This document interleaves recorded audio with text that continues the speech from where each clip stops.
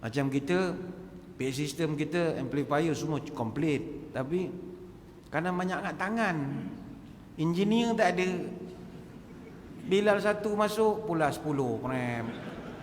Bila dua masuk, pula 3. Imam datang pula 4. Banyak angkat tangan. La ilaha illallah. Kau dah tak ada ilmu. Yang kau usik-usik tu buat apa? Cuba biar je.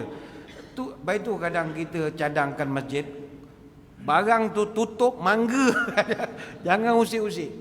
Yang boleh usik orang technician je. Orang wireman datang baru buka. Kalau orang ni usik, itu bunyi macam-macam. Yang kena current pun ada. Short wire. Allah. Bibir terkena short wire. Mana wayar bumi, wayar apa tak tahulah. Kita dah musim hujan-hujan ni, kau jangan main-main.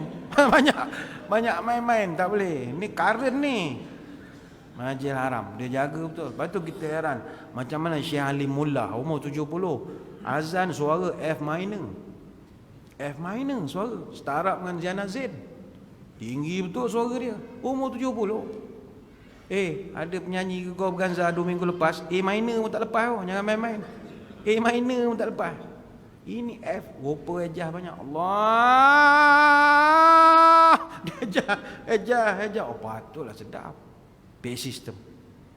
Tapi masjid ni bagi saya dah boleh bagi pujian lah. Walaupun kita ada kubah, biasanya suara tak bulat. Tapi ini marvelous lah dia punya susunan speaker dia. Canggih. Biasa suara lari sebab dia tak ada tempat berkumpul. Bulat macam ni terror lah. Dia punya yang pasang PA system ni ke terror lah. Boleh puji lah. Masjidil Haram satu lagi yang Bilal untuk sembahyang subuh kena ambil perhatian.